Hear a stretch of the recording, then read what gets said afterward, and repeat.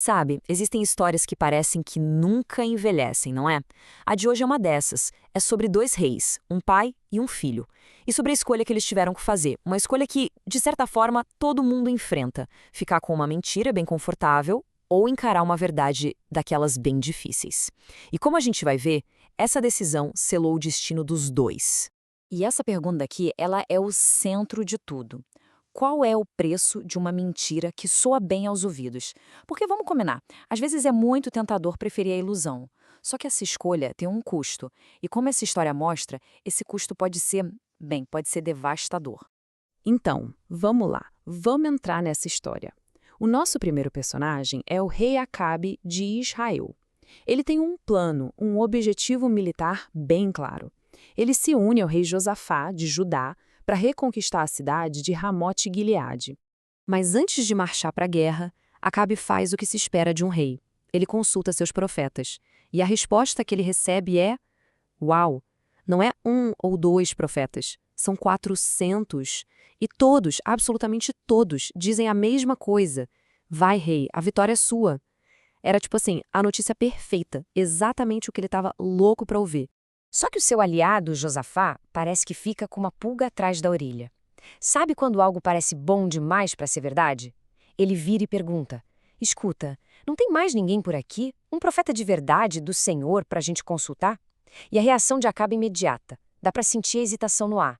Ele admite que sim, tem um cara, um tal de Micaías, mas a vontade dele de chamar o homem é zero. E é aqui que a gente entende tudo.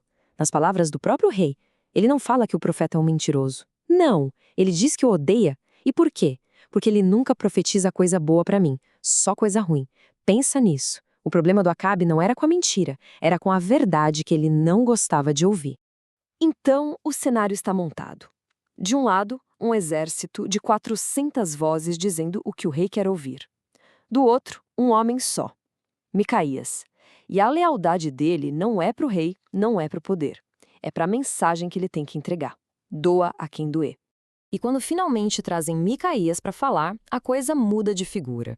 Ele entrega uma profecia pesada, em 3 partes, que contradiz tudo o que o rei queria acreditar. Ele prevê desastre, engano e, para fechar, a morte do próprio rei na batalha que se aproxima. E a reação do Acabe? Nenhuma surpresa. Ele escolhe a mentira confortável. Manda prender Micaías e decide: quer saber? Vou para a guerra mesmo assim. Ele acha que tem um plano para ser mais esperto que o próprio destino. O plano dele era até criativo. A lógica era: se a profecia diz que o rei vai morrer, eu simplesmente não vou vestido de rei. Ele ia se disfarçar de soldado. E o rei Josafá? Esse ia com as roupas reais e tudo, servindo de isca. Era uma tentativa de controlar o incontrolável. Então, a batalha começa. É aquele caos, barulho, confusão por todo lado. E no meio de tudo isso, um soldado inimigo, um sírio, simplesmente atira uma flecha, sem mirar em ninguém em particular. Uma flecha atirada a esmo, voando sem rumo no meio do combate. E é aí que a ironia da história bate com tudo. Aquela flecha atirada, por acaso, encontra o quê? A única fresta na armadura do rei disfarçado. O plano dele foi por água abaixo. Não deu para enganar o destino. Acabe morre, exatamente como Micaías tinha dito que aconteceria. Mas olha só, a história não acaba aí. Parece que esse tipo de tragédia tem um eco, e ele ressoa na geração seguinte, com o filho de Acabe, o novo rei, Acasias. E, adivinha? Ele também vai ter que enfrentar sua própria crise de vida ou morte. Acontece um acidente. Acasias cai da sacada do palácio e fica muito mal. E nessa hora, ele precisa de uma resposta. Vai sobreviver ou não? E a quem ele recorre? Bem, tal pai, tal filho. Em vez de buscar a verdade onde deveria, ele procura o conforto. Manda seus mensageiros consultarem um deus pagão, Baal-zebub. Só que, no meio do caminho, os mensageiros são interceptados. E por ninguém menos que o profeta Elias. E a mensagem que ele manda para o rei é direta. É uma bronca divina, seguida de uma profecia. Por ter desprezado o Deus de Israel, Acasias não ia sarar. Ele iria morrer. E a resposta de Acasias a essa verdade indesejada é talvez ainda mais arrogante que a do pai. Quando ele descobre que foi Elias, ele não para pensar. Ele reage com força bruta. Manda um capitão e 50 soldados para prender o homem de Deus. Quando o capitão desrespeitosamente ordena que o profeta se entregue, a resposta é divina e terrível. Fogo desce do céu e consome o oficial e suas tropas. Uma demonstração chocante do poder por trás da palavra do profeta. Depois de uma coisa dessas, a gente pensa, ok, agora ele aprendeu a lição, certo? Errado. A teimosia do rei Acasias era inacreditável.